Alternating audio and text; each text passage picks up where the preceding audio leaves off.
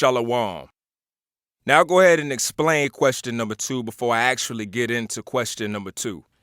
And question number 2 deals with the inarguable argument of the color and the race of the ancient Egyptian, or better said, the ancient Khemtu. Now, why do I say that it's an inarguable argument? Well, look at it. The country, geographically, Afu-Ra-Ka. The language of the people, phonetically and grammatically, Afu-Ra-Ka. The religion, or I should say, the spiritual guidance of the people, Afu-Ra-Ka. We won't even get into the Khama'ati'wao, which was Afu-Ra-Ka. Now, for some apparent reason, the Nile Valley civilizations, every single one of them, except the Khemtu, were Afu-Ra-Ka. So why is this civilization not Afu-Ra-Ka, even though they call themselves the black people, Khemtu? Now, I say that because many people question to this day ignorantly, why is it so important? Who cares what color they were, this and that, such and such? An apologist will easily refer to this question out of ignorance and also out of guilt and denial. Well, the reason why it's so important is because you must understand, or as I say, you must understand, the very real phenomena of psychological ma'afa that exists within the black person today. The modern day Afu-Ra-Ka. Now, I don't even just speak in the United Snakes of America. This is something that is a worldwide deficit mentally within our people. And this all stemmed from the ma'afa, which you would like to call the transatlantic slave trade. Because during that time, people were cut from their languages, their history, their education, their systems of culture and spiritual beliefs. They were cut from their lands and relocated. They had to be relocated to a new land that we now call the United Snakes. Now, this is important because my people today wonder why we get nowhere in life. And you get nowhere in life because what is the old saying? You can't know where you're going until you've known where you've been. We have no idea where we have been. The greatest civilizations, be it Khemtu or Khemtu, whatever civilization you want to name, that was the greatest civilization in the history of Earth Mother. Still, we study them today. All races and creeds around the world study them today. This was your people, my people, I should say. However, during the ma'afa, these things were cut from you, and the entire erasal of your memory had begun.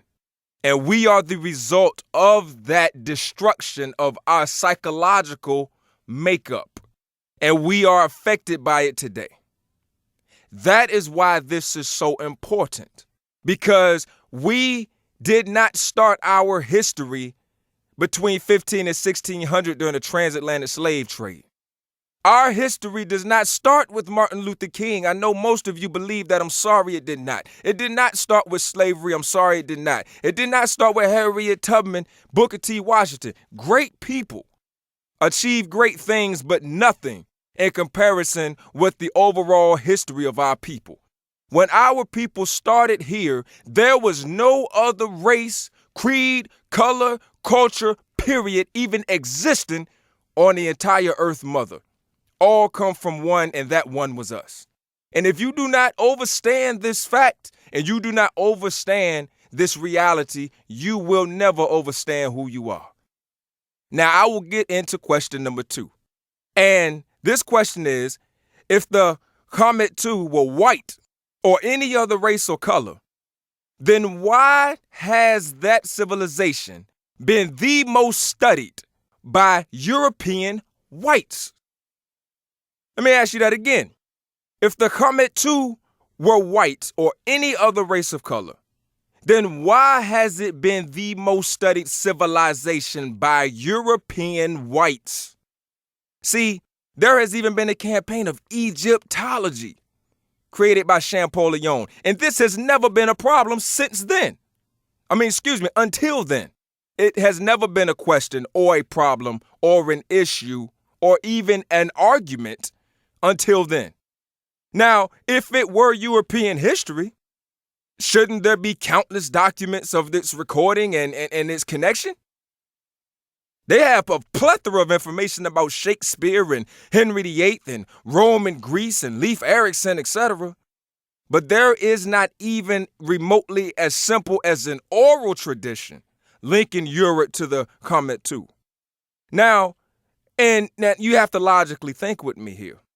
You have to realize that our quote-unquote modern historians have a protocol that they must follow in order to whiten the Egyptian. However, people at that time, Herodotus for instance, called them Malinokros.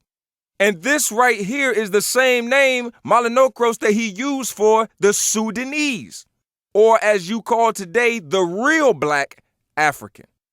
Now, if he used that same word to describe the Khemtu that he used to describe the Nubian and all of the rest of the black Afu-Ra-Ka, then why in the world would you want to refute that argument?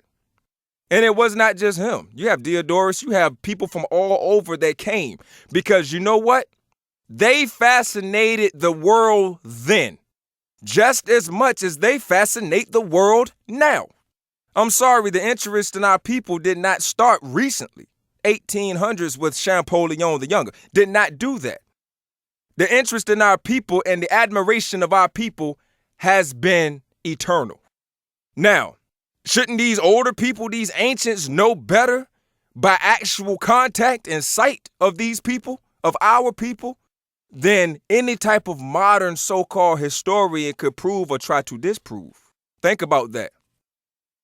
Now, I want to clarify something here because this has been an often used rebuttal for some apparent reason, again, an inarguable argument. So I need to clarify that Kham or Khemtu means black and black people. Khama'ati'wao, the black nation. And I say that specifically because there has been so much perversion, so many perverted arguments saying that Kham and Khamat actually stand for the black land because of the runover of the Nile Valley, leaving the silt and the color of the soil was black. Sorry. If that's the case, I need you to present me another word for land. As far as the references to their land, they call it Tamari, because Ta is land in the ancient Matuatu. So there is no argument of what the name Kham and Khemtu and Khamat means. There is no argument. However, I present this question. I know for a fact those on the frequency realize already that this is actually, as I should say, an elementary question. But there are so many of my brothers and sisters that don't know their history, and they think their history should only be studied in February. And they think that their history was apexed by Martin Luther King Jr. So I'll leave that question open for discussion, and I look forward to each and all comments. Ha chapu.